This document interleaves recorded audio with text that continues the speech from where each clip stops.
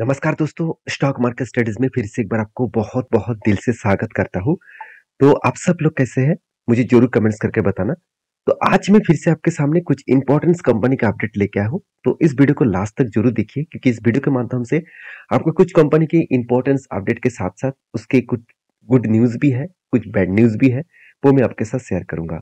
और कुछ कंपनीज़ के ऊपर बिग क्रैश देखने को मिला। अभी इस क्रैश होने के पीछे रीज़न कौन-सा है, वो भी मैं आपके साथ शेयर करूँगा।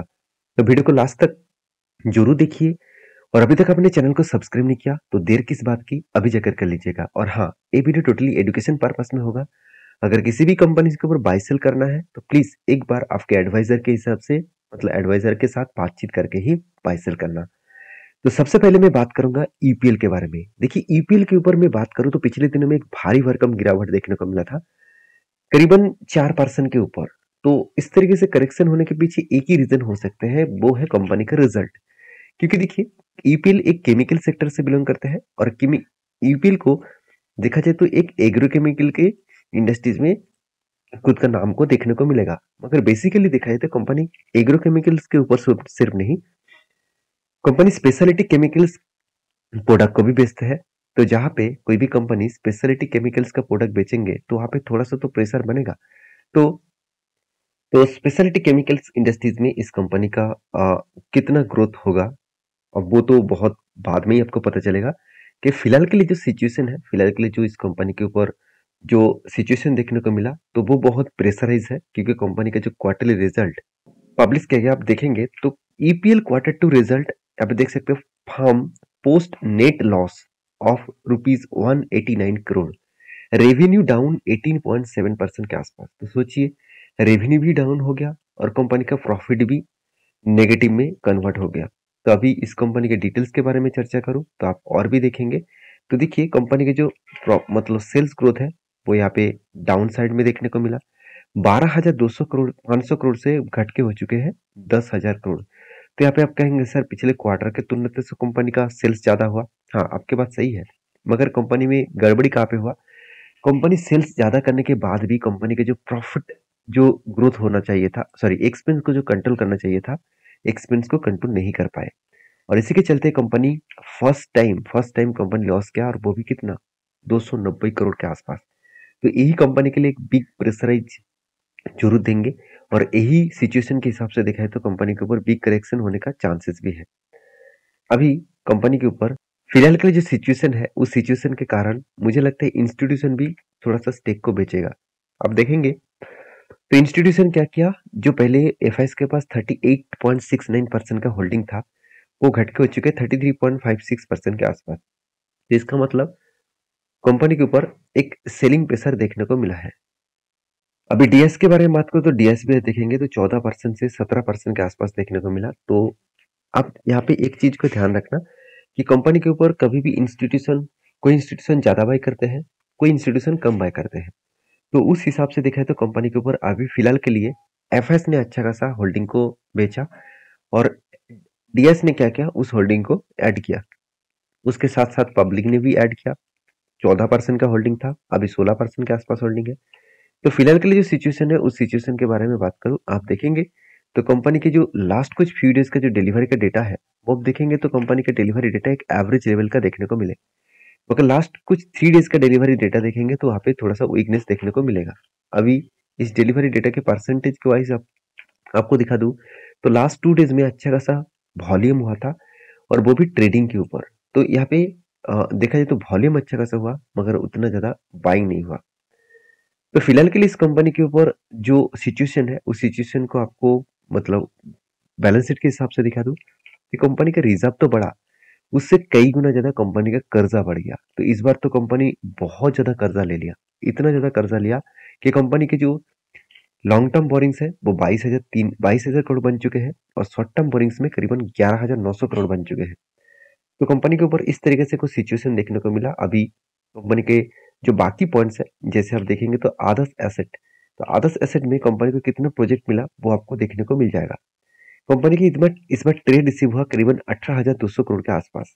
तो कंपनी का पिछली बार भी जितना ट्रेड रिसीव हुआ था, उतना ही ट्रेड कंपनी का रिसीव हुआ। तो सोचिए, इतना बड़ा कंपनी को प्रोजेक्ट मिला है और कंपनी लॉसेस में है, तो क्या कंपनी सस्टेन कर पाएंगे? बिल्कुल नहीं। तो इसीलिए कंपनी को क्या करना पड़ा, कंपनी को यहाँ पे वो जो मतलब जो ट्रेड है, कंपनी का जो बिजनेस है, उसको आगे बढ़ाने के लिए कंपनी को एक्स्ट्रा कर्जा लेना पड़ा।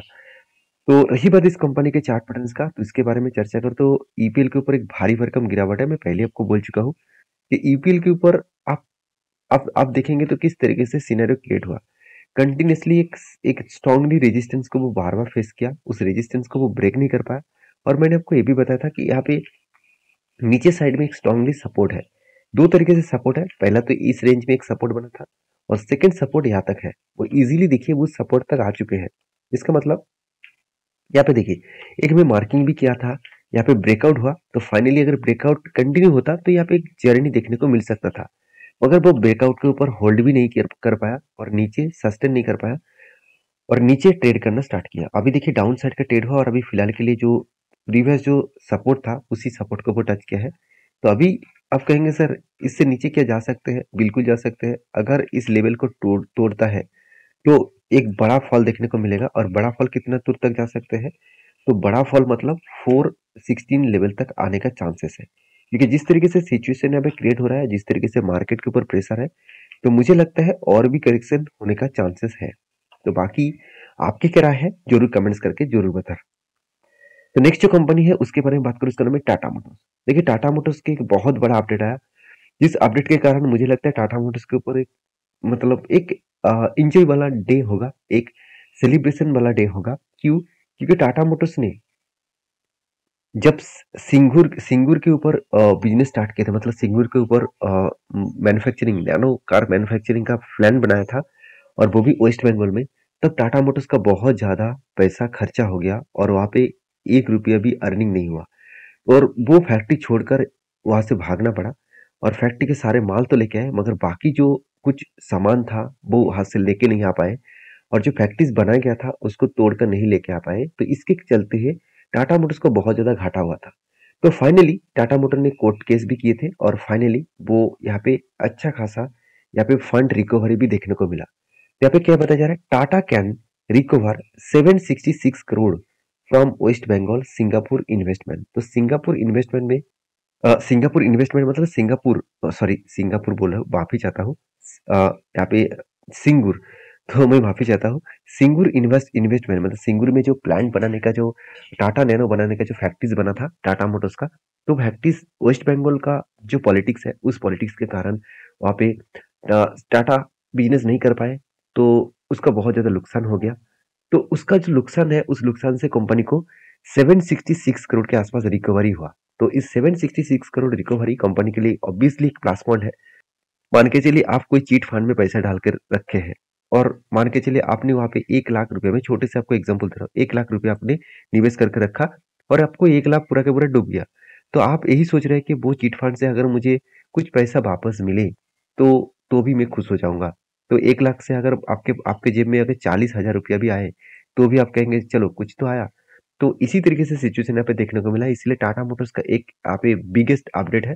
आपको बताया जा रहा है कि बंगाल गवर्नमेंट आप देख सकते हैं टोल टू पे 766 करोड़। तो उसका मतलब बंगाल गवर्नमेंट को टाटा को 766 करोड़ देना पड़ा और इतने दिनों तक काम होने के बाद, इतने दिनों के बाद फाइनली टाटा ने इस सिचुएशन को जीता और मुझे लगता है टाटा को इस जगह पे इंजॉय करने को देखने को मिल सकता है।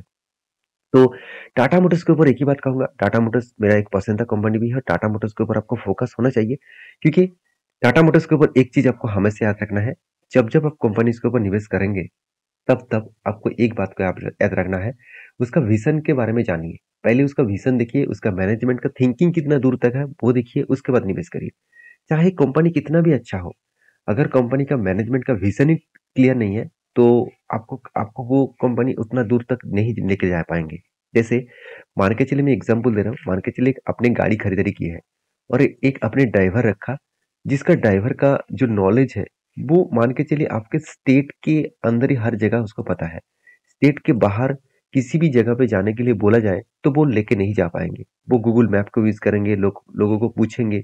तो उसका नॉलेज उतना ज्यादा नहीं है, मतलब उसका विजन ज्यादा नहीं है, वो ज्यादा दूर तक जा नहीं पाएंगे। तो इसी तरीके से अगर किसी कंपनी के ऊपर निवेश कर रहे हैं तो उसका मैनेजमेंट के ऊपर आपको देखना चाहिए। तो मैनेजमेंट ये भी कमेंट किया 2030 के अंदर उसका जो डेप्थ है, अभी जो डेप्थ दिख रहा है कि कंपनी का जो डेप्थ है वो 2.96% के आसपास है, उस डेप्थ को वो जीरो डेप्थ तक लेके आएंगे। अभी डेप्थ की कहाँ से कहाँ तक लेके आएंगे वो तो बाद में पता चलेगा। अभी पहला जो डेप्थ था 6% के आसपास, उसको कहाँ से कम किया वो देख लीजिए। कंपनी क्या किया, उसका जो रिजर्व था उस रिजर्व को कुछ कुछ रिजर्व को उन्होंने बेचा, क्योंकि रिजर्व बेचने के मेन रीजन है कंपनी का जो कर्जा है उसको कम करने के लिए। अगर देखिए कर्जा कम नहीं हुआ तो कंपनी प्रॉफिट में नहीं आएगा। तो फाइनली कर्जा को कम किया और लास्ट कुछ फ्यू क्वार्टर्स में कंपनी का प्रॉफिटेबिलिटी देखने को मिला। अभी हर कोई व्यक्ति इसके ऊपर फोकस रखे हैं कि क्वार्टर टू का रिजल्ट आने के बाद कंपनी प्रॉफिट करता है कि लॉस करता है वो देखना बाकी है।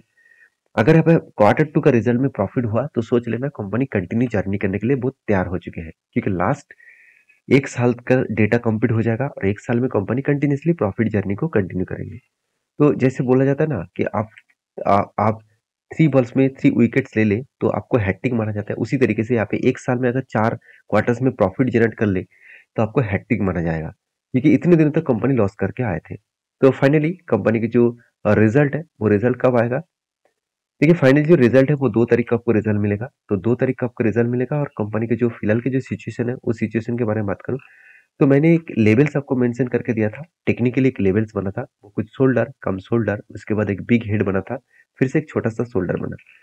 और जब इस तरीके से कोई पैटर्न स्केड होता है तो आपको याद रखना है हमेशा, तो आपको कोई ब्रेकआउट चाहिए। तो देखिए इस कैंडल ने ब्रेकआउट दिया और फाइनली ब्रेकआउट होने के बाद यहाँ पे आप देखेंगे तो फाइनली ब्रेकआउट के ऊपर कोई क्लोजिंग कैंडल चाहिए। तो क्लोजिंग किसने दिया, इस कैंडल ने दिया। और कुछ इस तरीके से अगर सिचुएशन बने तो आपको हमेशा एंटी लेवल इसके ऊपर होना चाहिए। और आपका टारगेट यहाँ पे जो कप का जो साइज है, यहाँ पे कप का जो साइज है, इस कप को साइज को मार्किंग कर लेना। उसी मार्किंग के हिसाब से यहाँ पे ऊपर साइड में मार्किंग कर लेना, वहां तक आपका टारगेट रहेगा। तो फाइनली देखिए टारगेट के आसपास जाने के बाद ही रिवर्सल किया, क्योंकि मार्केट -10 में है तो इसलिए रिवर्सल तो करेगा। अभी देखा जाएगा कि मार्केट फिर से किस तरीके से रिकवरी करते हैं। तो टाटा मोटर्स के ऊपर आपका क्या राय है जरूर कमेंट्स करके बताना। नेक्स्ट जो कंपनी है उसका नाम है Mahindra and Mahindra financial limited. इस कंपनी के ऊपर पिछले दिनों में करीबन 12% तक आसपास गिरावट हो गया था। अचानक 12% के आसपास गिरावट इतने दिनों के बाद ऐसा क्या हुआ जिसके चलते कंपनी के ऊपर 12% क्रैश देखने को मिला। उसके पीछे रीजन देखिए, सबसे पहले रीजन को समझना पड़ेगा। तो रीजन कुछ और भी नहीं है, कंपनी का क्वार्टरली रिजल्ट है। कंपनी जो प्रॉफिट है बहुत बुरी तरीके से पिटाई हुआ है और उसी के चलते कंपनी के ऊपर एक बिग सेल अप देखने को मिला। देखिए फिर भी कंपनी बता रहा है but on track to achieve vision 2025 targets, मतलब कंपनी कुछ 2025 में जो टारगेट रखा है कि एक अचीवमेंट करेंगे, वो अचीवमेंट अभी भी कंपनी बता रहा है कि आज कंपनी का रिजल्ट खराब हुआ तो क्या हुआ, कंपनी जरूर अचीवमेंट फ्यूचर में जरूर करके दिखाएगा, वो भी 2025 से पहले। अभी एक चीज में इस महिंद्रा एंड महिंद्रा फाइनेंस के बारे में एक चीज मैं जरूर कहूंगा, इस कंपनी के ऊपर एक बात आप याद रखना कि बजाज फाइनेंस अभी क्या करने वाला है कि ट्रैक्टर इंडस्ट्रीज को, ट्रैक्टर बेचने वाला कंपनीज को अभी फाइनेंस देने वाला है। तो सोचिए महिंद्रा का खुद का ट्रैक्टर है और इंडिया के सबसे बड़ा सबसे ज्यादा ट्रैक्टर बेचने वाला कंपनी है महिंद्रा। और डायरेक्टली अगर महिंद्रा किसी कंपनी को फाइनेंस देना चाहेंगे ट्रैक्टर के ऊपर तो महिंद्रा खुद के फाइनेंस के ऊपर काम कर लेंगे। बाकी जो ट्रैक्टर कंपनी है तो उसको फाइनेंस देने के लिए बजाज फाइनेंस ने भी ट्रैक्टर के ऊपर फाइनेंस देने के लिए एक अनाउंसमेंट कर चुके हैं। तो ये इसके लिए थोड़ा सा प्रेशराइज बन सकता है, क्योंकि बजाज फाइनेंस अगर मार्केट को कैप्चर करना स्टार्ट कर दिए तो महिंद्रा के ऊपर थोड़ा सा प्रेशराइज बनेगा। तो मुझे इसीलिए इस कंपनी के ऊपर थोड़ा सा प्रेशर लगा, क्योंकि कंपनी की जो फिलहाल की जो सिचुएशन है, अगर मैं क्वार्टर की दिशा में देखूं तो कंपनी में सेल्स में कमियां देखने को नहीं मिलेगा। सेल्स तो ठीक है मगर प्रॉफिट देखिए 50% से भी ज्यादा कंपनी का प्रॉफिट डाउन हो चुके हैं। जो पिछले बार ऑपरेटिंग मार्जिन जो था, फाइनेंशियल जो मार्जिन था वो 25% के आसपास था, इस बार सिर्फ 11% हो चुके हैं। तो सोचिए किस तरीके से, मतलब बुरी तरीके से कंपनी का पिटाई यहाँ पे हो चुके हैं।